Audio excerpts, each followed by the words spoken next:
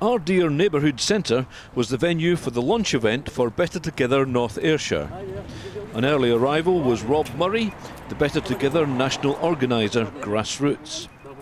He said off camera that filming the attendees turning up might be intimidating and called the SSP leafleters protesters. He also implied that we needed written permission from everybody we filmed in the street. In this, he is of course wrong. The speakers were Gordon Bain, Lib Dem local party convener, Margaret McDougall, Labour Party List MSP, and Jackson Carlaw, Tory List MSP and Deputy Leader. We can report that only 40 people turned up, and of these at least 10 declared themselves Yes supporters to our researcher. The No supporters tended to be from the older generation, the Yes tended to be younger. We were not allowed to film inside the public meeting, so we asked the SSP why they had turned out. For a start, I'm a local. I live across the road there, and this is my neighbourhood centre. This is my community centre. And the idea of Tories, especially Tories, coming right into the heart of my community and trying to scare people is unacceptable. And it's unacceptable to a lot of folk who are not necessarily in the SSP or any other political party. They've got a cheek to try and do any more damage than they've already done to the kind of communities that we're in. And the scare stories that they've been peddling, and there's no reason to imagine that inside there tonight is going to be any different, are just outrageous. They're outrageous, and the more farcical and far-fetched they get, the less people believe them. And yet they keep doing it. And it's almost as if they don't have any other strings to their bow. They've got nothing else. And that's quite worrying, because we're still a long way out from the actual vote. And if Project Fear has already failed, then what are they going to do next? They've had umpteen chances. And it's not as if they don't have smart people on board. They do have smart people. They wouldn't be where they are unless they were smart. They've got Alistair Darling. And he still hasn't come out with anything. And he's had access to the mainstream media at the drop of a hat. They hang on his every word when it comes to this subject. He hasn't articulated a plausible case for the union. So why should we imagine that anybody in the community centre in Stevenson is going to suddenly reveal a plausible case that we haven't heard? It's becoming very wearing. It'd be nice if they would just have the decency to chuck in the tool now and do the decent thing for Scotland, and that is help the Yes campaign.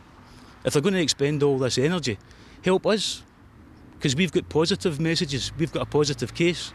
Well, we feel we've got a right to come and try and persuade people to think along a different line. We feel that the Better Together campaign, it's got no real representation left in Scotland anymore. And not only that, the main thrust is democracy. Not since, the 50s, 1950s, as a Conservative Party held sway in Scotland. And now that's almost 60 years later, and we're still being ruled by the Tories for Westminster. And we feel it's very, very anti-democratic. And we feel that the people of Scotland have a right, because Scotland is a nation on its own right. We feel we're entitled to have our own government, make our own decisions. And we can stand on our own 2 feet as an independent nation.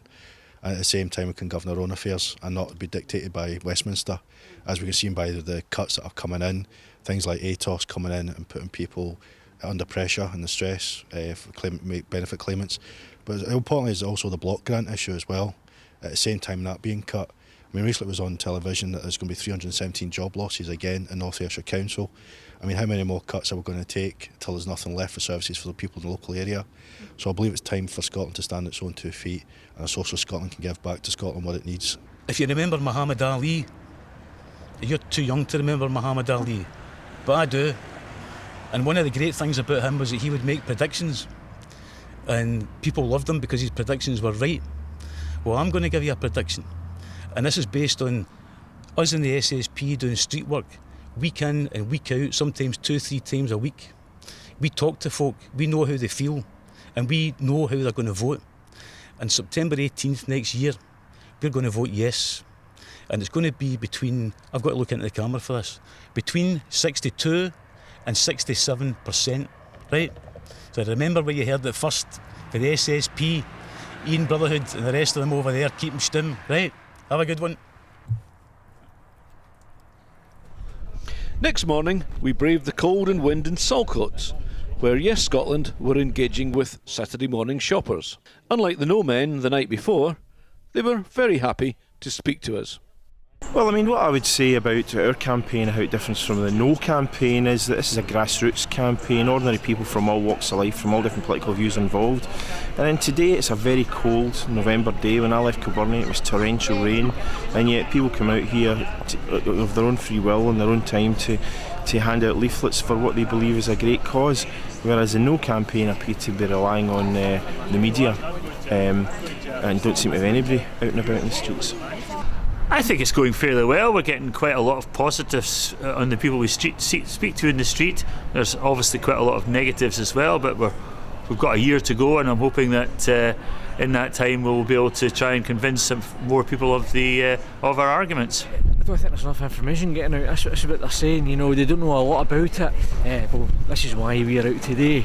It seems to be going really well, and I'm very pleased at the number of people that have turned up today. It's about 2 or 3 times the number that has been the last time I was here.